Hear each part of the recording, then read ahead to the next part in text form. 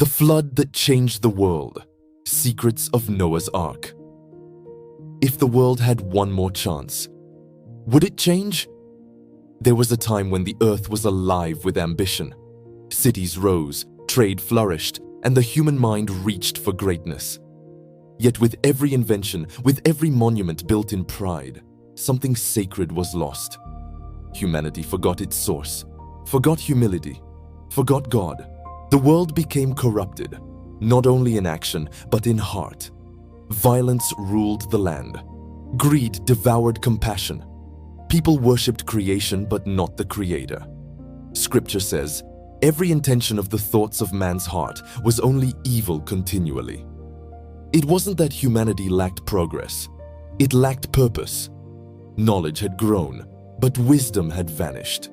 The world before the flood was powerful, but blind. Men sought glory, not goodness.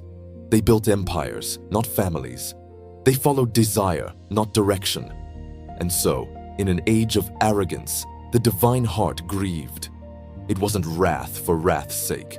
It was sorrow, a divine heartbreak over creation gone astray. Yet amid this darkness stood a single man, Noah.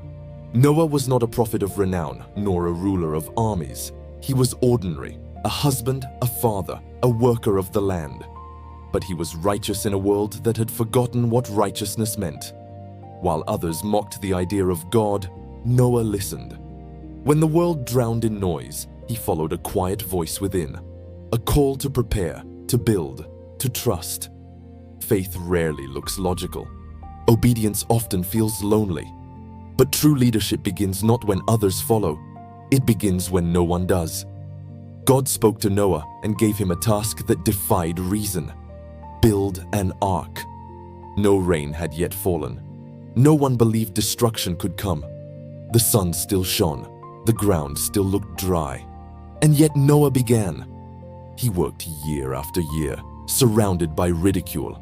Neighbors laughed. Friends questioned. People called him a fool, a man wasting his life on a dream. But Noah's obedience was stronger than their mockery. He built in faith, not fear. Each plank was a prayer, each hammer strike an act of hope. The ark itself was monumental, 150 meters long, vast enough to hold the seeds of creation. Noah's work became a symbol, faith made visible, endurance made real.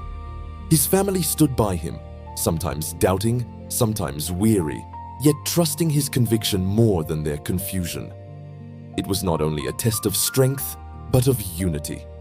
And when the ark was complete, the sky began to change. Clouds gathered, winds rose.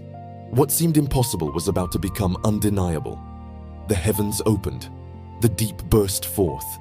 Rain fell in torrents, unending, unrelenting.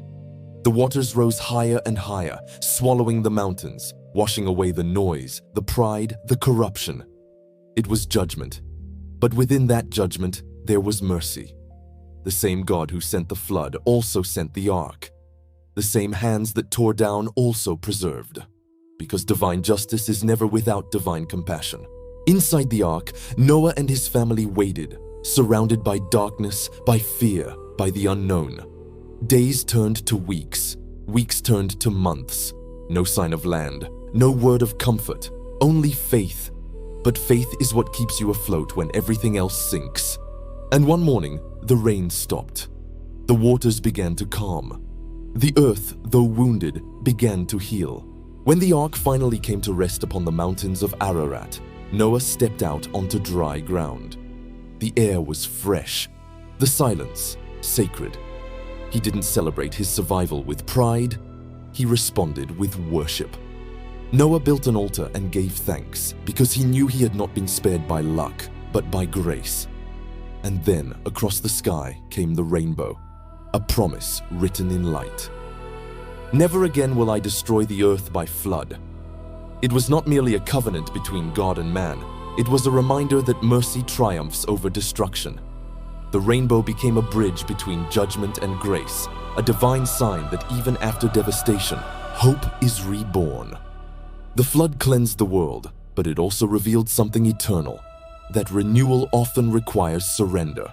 That endings can also be beginnings, that even in destruction, love still speaks. Noah's story is not just ancient history, it's a mirror. Every generation faces its flood. Today, our storms are not made of water, but of greed, division, and pride.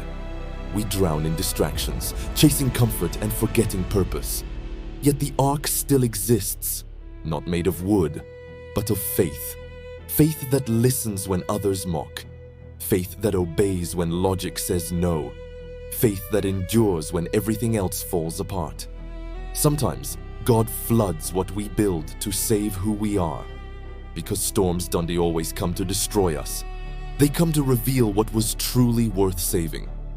Noah's story reminds us that redemption begins in obedience, that courage begins in stillness, and that hope begins in one person who dares to believe when no one else will. The flood changed the world once. Perhaps it's time it changes us again.